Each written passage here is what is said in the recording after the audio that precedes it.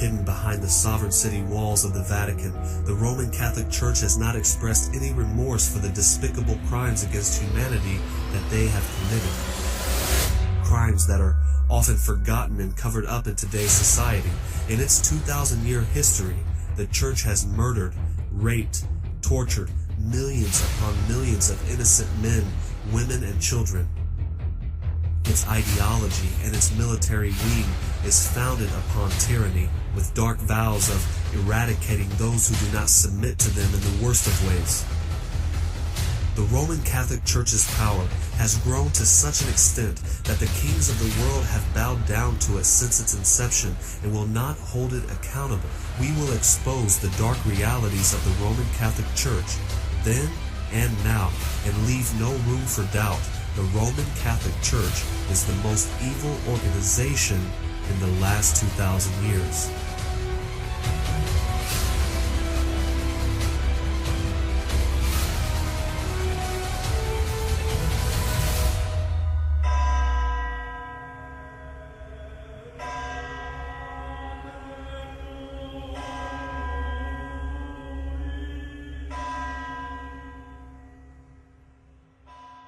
I'm old enough to remember 4 popes.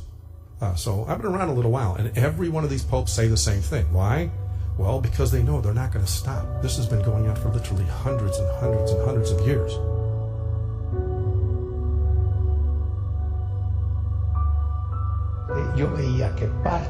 I thought that part of the problem was in me because I resisted submitting myself to God's will. Church authorities in Mexico now admit that over a 40-year period, Maciel abused nearly 200 victims, including 2 of his own children. He is Australia's most senior Catholic, and as head of the Catholic Church worldwide, finances the 3rd highest ranking official at the Vatican. Now, after a year-long investigation, Cardinal Pell is also the most senior Catholic to stand accused of sexual abuse. For all intents and purposes now, the 3 most infamous priests in the long saga of priest abuse in the Boston Archdiocese are behind us. Porter, though, is slightly different. He admitted to molesting 28 children while a priest. The others denied it. Józef Wesołowski faces criminal charges of paying for sex with minors and possessing child pornography. An inquiry into child abuse at Australia's Catholic Church has revealed shocking figures. It alleges that 7% of Australian priests have been involved in pedophilia in the past 6 decades. 4,500 minors were abused by some 1,300 clerics. A judge in southern Spain has ordered the arrests of 3 priests and a layperson in a paedophilia investigation. Just to be clear about it, the names of the molesting priests were released, and what we're really talking about here and what was redacted were the co-conspirators, if you will, those people in the Catholic Church that allowed the priests to continue doing what it was that they were doing. Documents show that top U.S. Catholic Cardinal Dolan shielded pedophile priests. It was better for me to come out and be able to speak about it, because these men, they thrive on silence and cover up. Mary Collins, who was sexually abused by a priest as a teenager, tired of what she called constant setbacks in her work on a panel set up by Pope Francis. The only other sex abuse victim on the panel, Peter Saunders, was critical of it and forced out last year. What happened here was unspeakable. People knew that these were predators, but were much more concerned with the institution than the victims of sexual assault. For 12 years, Monsignor William Lind was responsible for investigating child sex abuse accusations against priests in Philadelphia and recommending priest assignments. Prosecutors said Lind protected pedophile priests when he transferred them from parish to parish, where they victimized other children. Blows to the reputation of the German Catholic Church have resulted in more and more worshippers turning their backs on it. Child abuse and sexual harassment cases committed by priests that don't even get to court are seen as the main reason for dramatically shrinking congregations. My name is Robert Hodson. And in 2003, I called for the resignation of any bishop who has covered up or shielded pedophile priests. 3 days later, I was called in by my bishop. I was told I had to tone down my language, and then he said, "You're fired immediately from your ministry." Ces abus ont commencé à partir du moment où j'avais 10 ans. The abuse started when I turned 10. It started with touching and turned into rape. Voilà, jusqu'au viol. Je sentais comme une forme d'oppression à l'intérieur. Ce sont les blessures, les cicatrices. Danielle suffered 4 years of repeated rape at the hands of a priest who was a friend of the family. She stayed silent for years. It wasn't until the age of 40 when she went to see a therapist that the memories resurfaced.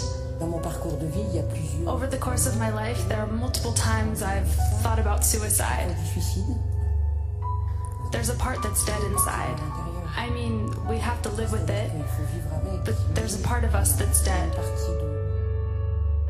pulled out a condom, and he basically raped me, and they just left me there on the bed. Manny Vega was only 10.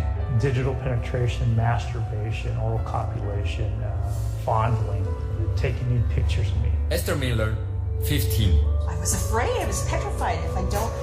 If I don't challenge him, he won't knock my teeth out like my mom had her teeth knocked out. 3 innocent souls assaulted by members of the Catholic Church.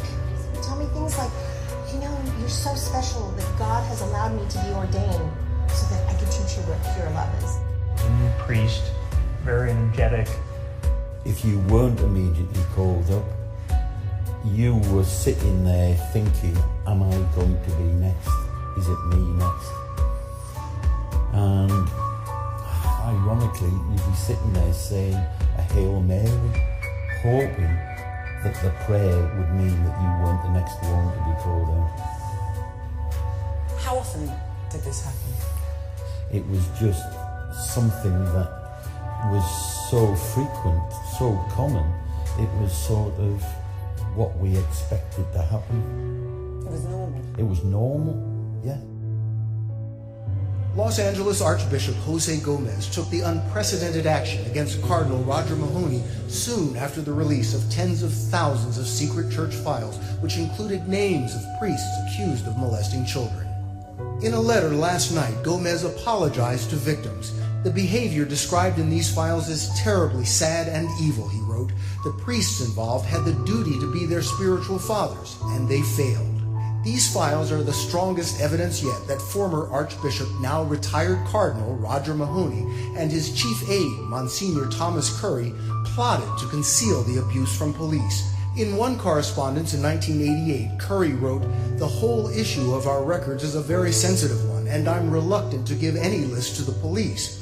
Archbishop Mahony's handwritten response, "We cannot give such a list for no cause whatsoever."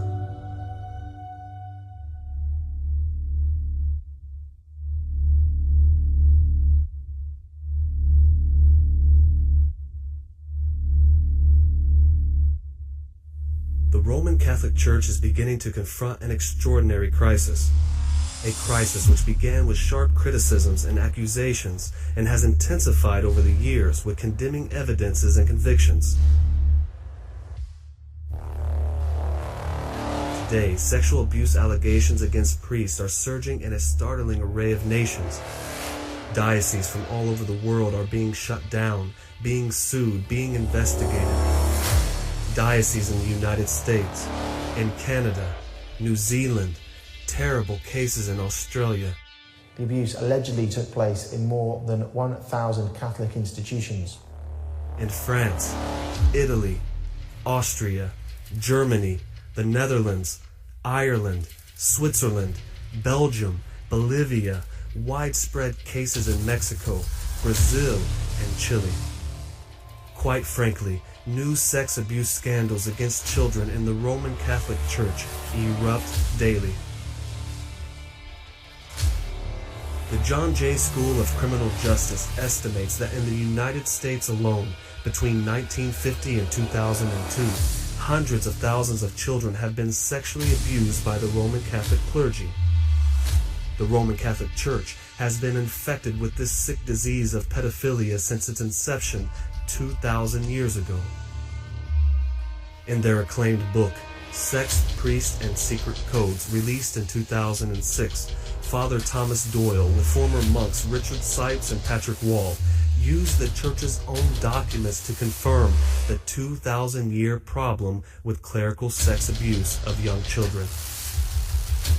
There are over 1.2 billion Roman Catholics worldwide, a number the Vatican would be more than happy to promote.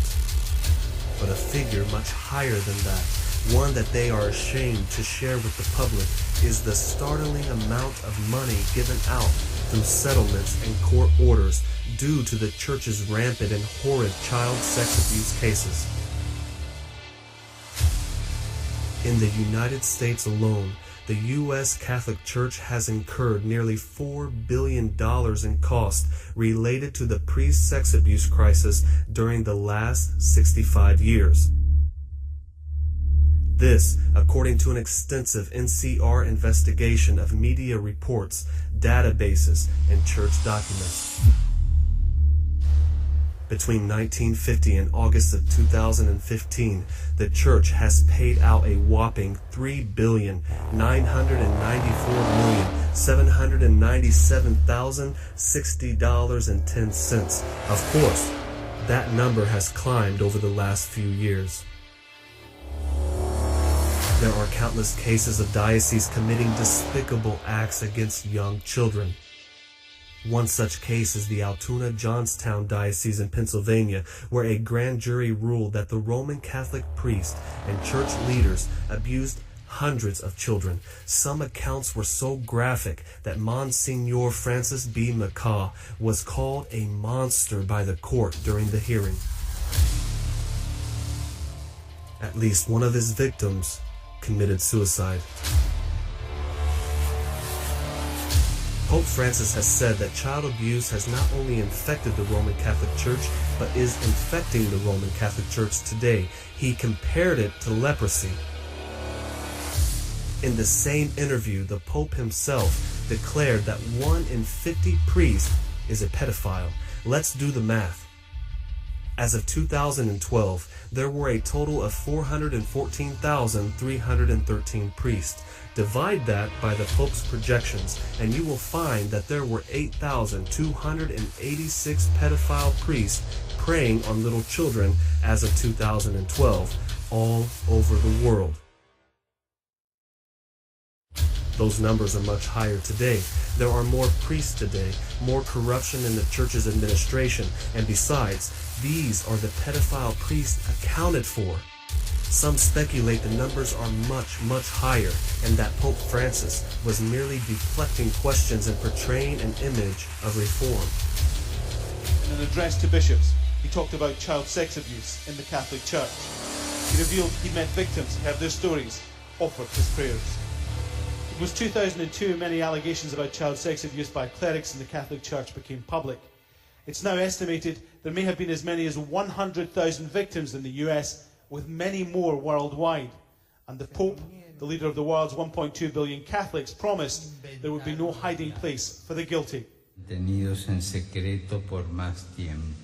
These things cannot be maintained in secret. I commit to a careful oversight to ensure youth are protected and all responsible will be held accountable. For many victims, they've heard this before. This meeting today protects not a single child, it exposes not a single predator, and it does not deter a single cover-up. Victims say the Church is refusing to hand over any details of any internal investigation into child sex abuse to the authorities, and they claim that they're doing that for financial and legal reasons. Meanwhile, they insist that the guilty go free and the victims continue to suffer. You saw the testimonies for yourself. Many of the victims of rape and sexual abuse by the Roman Catholic Church never come forward, fearing divine retribution, feeling confused and feeling ashamed.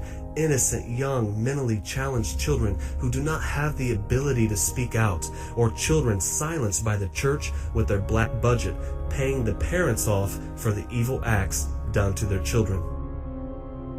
The Roman Catholic Church is hiding all of this, and the cover-up of sex abuse is not a recent revelation against the Church.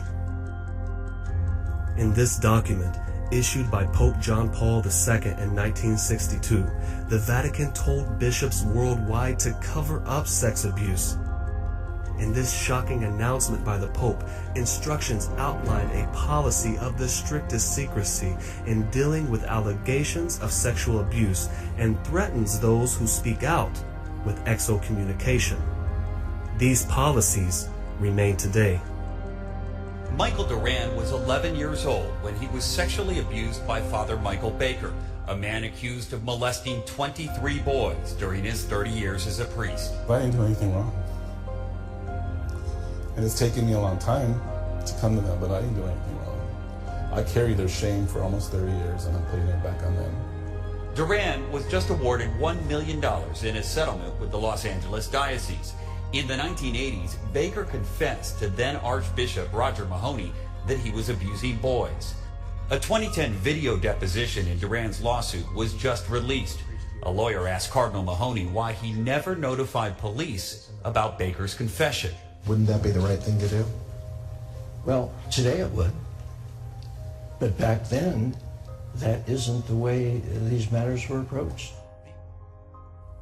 In 2014, the United Nations accused the Vatican of systematically adopting policies that allowed priests to rape and molest thousands of children over decades, failing to report allegations to the authorities, and transferring these offenders to new dioceses where they could abuse children again.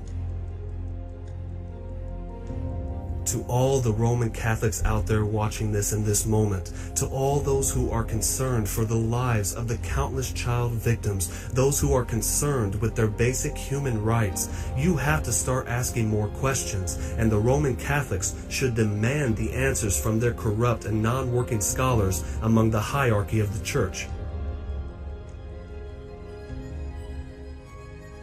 Why does the Church spend more time and money trying to hide these pedophile priests and cover up their vile crimes?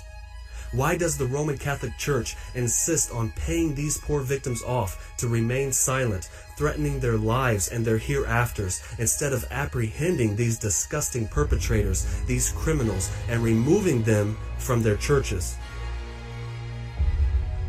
How come the Church won't set in place real change like all the popes over the years have promised to deter this endemic and stop these ungodly acts once and for all? The Roman Catholic Church doesn't do that. They don't even show remorse for their evil works. Instead, they remove those from the Church who are speaking out and trying to bring true reform and change inside the Church. If Pope Francis truly was a man of reform, why is he allowing Vatican whistleblowers to be fired and paid off and letting convicted pedophiles move on with no penalties? The first ever Jesuit Pope, leading the world's biggest faith, wants to push this new image of reforming the Church, but don't be swayed by him and what they say.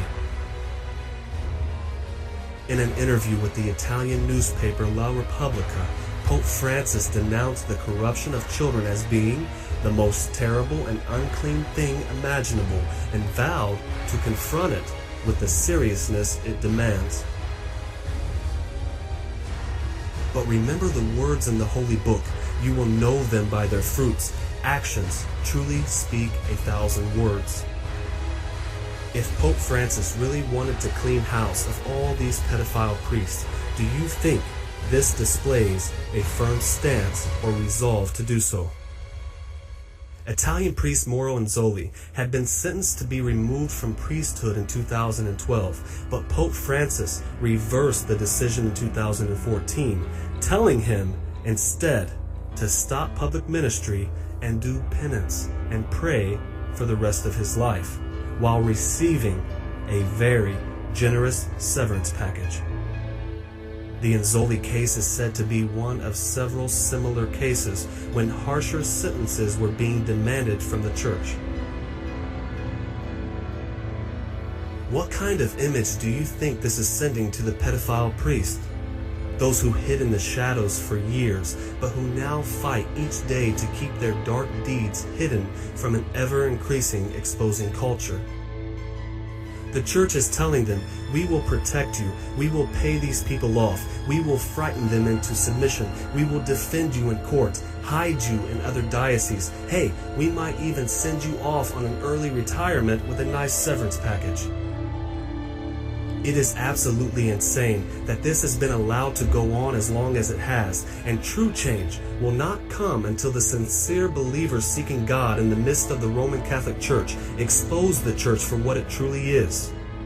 And thankfully, many Roman Catholics are coming to the truth and turning away from the Vatican and speaking out against it. There is actually a joke in the United States that Roman Catholicism is the biggest denomination in America.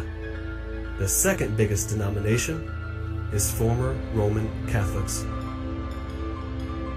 And how can this not be the case when Roman Catholics, or any human being for that matter, discovers the darkest and most shocking truths about what really happens behind church walls?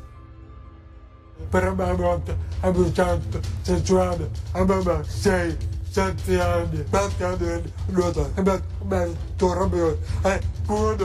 sono arrivate 3-4 preti gira, abbiate tolto pigiama, tu sotto, ma tu usi, abusate per culo. Prima di aprire la bocca mi faceva schifo. Gli abusi continuavano su anche se Damaso mi metteva le dita addietro, mi ha infilato tutto dentro, violenza. Io non capivo, ero talmente piccolo. Non so bene queste storie. Verissimo. Anche sesso con i bambini, masturbazione. Sì, era prima un assistente di Bacacca, che dopo o vai in America o vai a tornare a casa, e lui preferito tornare a casa. E dopo c'era quel fratello lì, che si chiama Urs Sergio, no? Che faceva sport con i ragazzi saluti. Dentro la diasi, eccetera, no? Chiudete la porta, chiave, eccetera, no? Allora ci metti la presidente no, vedete. Che andava a vedere? Perché andava a vedere. Che faceva? Che visitava lui il buono. Visitava? Visitava il buono. Eccetera. Allungava le mani? Beh, anche, prendeva anche il membro maschile, si toccavano, si masturbavano, eccetera, dai. Era debole caro di fare. Dopo che era spidelli, dicevano scherzi di quando c'è dove rido, dove c'era da un nadino, c'era molto adesso. Ma c'era il professionista. Cioè abusava? Capito, se struccavo era, strucca diventa duro, non so come era la cosa, dai. Quindi era una cosa comune, frequente? Fai poco sì. Lo facevano un po' tutti i preti? Un po' tutti, sì. Sesso pure? Sì. Sesso? Sì. I preti quando si sapeva venivano allontanati poi? Porti via. Quando si scopriva... C'era Don Turati, per esempio, Don Turati, anche quello faceva dopo in America. Venivano mandati quando si scopriva che avevano fatto abusi sui bambini. Sì. Ma lei se lo ricorda delle suore che accompagnavano i bambini in chiesa? Sì. Bambini di Grecia venivano in gruppo e c'era la suora col gruppo, no? Sì. E uno alla volta veniva a confessarsi, finito, andava l'altro. Suora che era la collezione di ragazzi sordi e semi-normali, dai 5-6 anni fino a qui a 15 anni. Quando viene a confessarsi deve dire che è uno grosso, ma allora io con quei ragazzi, l'unico scherzo che ho fatto era quello di un ragazzo che ho toccato solo che era un ragazzino insomma che mi è sempre trovato in camera perché era coccolone, era freddo, poi eccetera, lei a un certo punto mi faceva vedere insomma il maschile come questo. Perché lo toccavi? Perché ti piaceva? Perché bene. Lui è stato lui a farmi vedere, no? Farmi vedere il suo membro maschile, no? Lui di sua spontanea volontà? Sì. Mi raccontava appunto che questi ragazzi, no? Faceva vedere il maschile felici, adesso il tetro, dopo il duro, cioè, per lui a un certo punto, verso destra anch'io, sai, per dietro, dico, basta, l'unico volta. Comunque, quello che succedeva lì nella stanza con questo ragazzo, cioè comunque era un peccato, no? No, dipende se è un peccato vita, perché il basico, a un certo punto era uno scherzo, insomma. Scherzi quelli, no?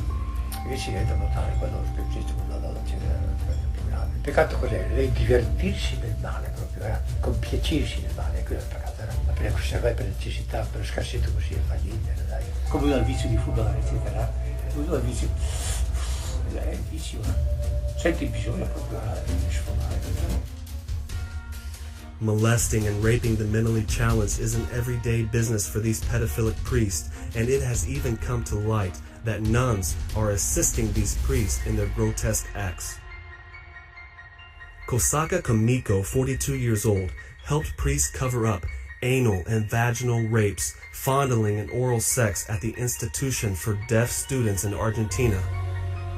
The abuse took place in the bathrooms, dorms, garden, and a basement at the school in Luan de Cuyo.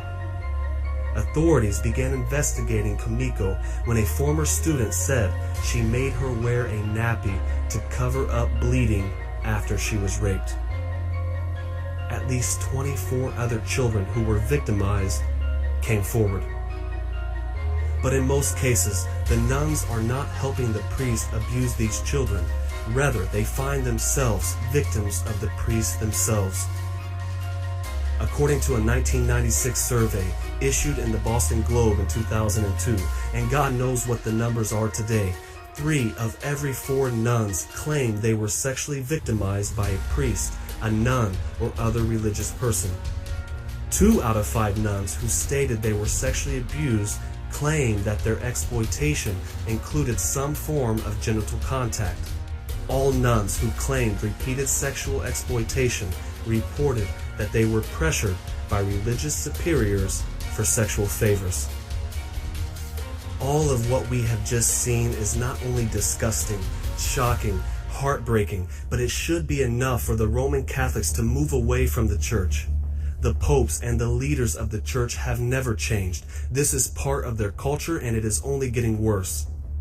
These are supposed to be men of God, spiritual fathers for these young men and women, these children, the elders, but they invest their time and money in purchasing young children for sex and preying on the young children, preying on the disabled children inside the church.